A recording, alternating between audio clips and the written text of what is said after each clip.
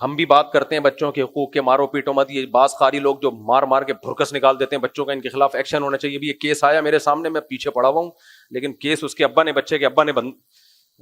خراب کر دیا، ورنہ میرا ارادہ تھا اس کو میں گھر تک پہنچاتا. ایک قاری نے بچے کو مارا، جان سے ہی مار دیا، بچے کے پیٹ میں مکہ مارا، اتنی زور سے تھپڑ یا مکہ مارا کہ اس کے گردوں تک اثر پہنچا اور بچے کی ڈیتھ ہو گئی.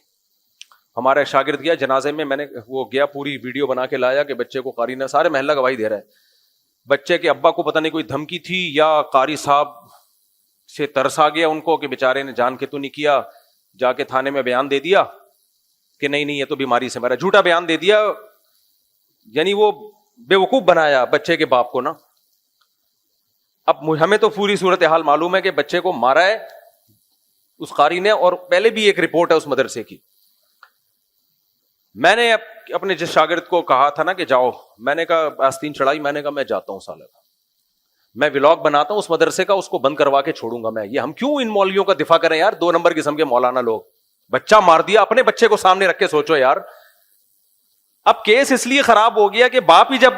بیان دے کے آ چکا ہے تھانے میں، تو اب ہمارے پاس کرنے کو رہ کیا گیا. تو میں نے کہا یار اس کے باپ سے تو جو ملاؤ، میں کہوں گا تیرے خلاف تو کیس ہونا ہی چاہیے. یہ ہے اندھی عقیدت جو مذہبی لوگوں میں ہوتی ہے کہ جی قاری صاحب ہیں بیچارے، قرآن پڑھا رہے ہیں، نیک آدمی ہیں، غلطی ان کی، قاری کی نیت تو نہیں تھی بچہ مارنے کی، میں بھی یہی کہہ رہا ہوں نیت نہیں تھی اس کی، تو نیک آدمی ہے بیچارہ، شریف انسان ہے، بابا میرے بچے وہ تو وہی ہے جو سیکھا ہوا ہے کہ جس کی موت جس ٹائم پہ لکھی ہوئی ہے موت تو آنی ہے. اب وہ بیچارہ باپ دیہاتی آدمی ہے، پڑھا لکھا نہیں ہے، وہ اس طرح کی باتیں کر کے کہ بس غم میں صبر کرو، اس کو تو لارے لپے بھی دے دیے ہوں گے نا، چکنی چپڑی باتیں کر کے وہ چپ ہو گیا.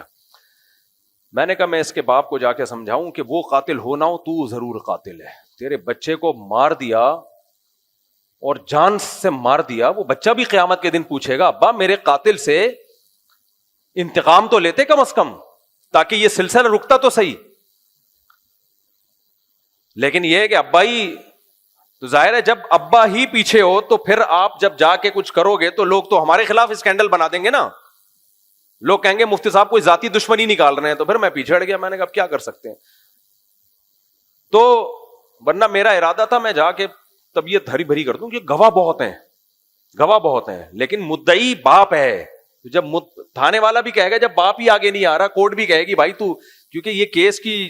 میں دعوے دار ماں باپ ہوتے ہیں، جب وہی نہیں ہے تو پھر کیا رہ گیا.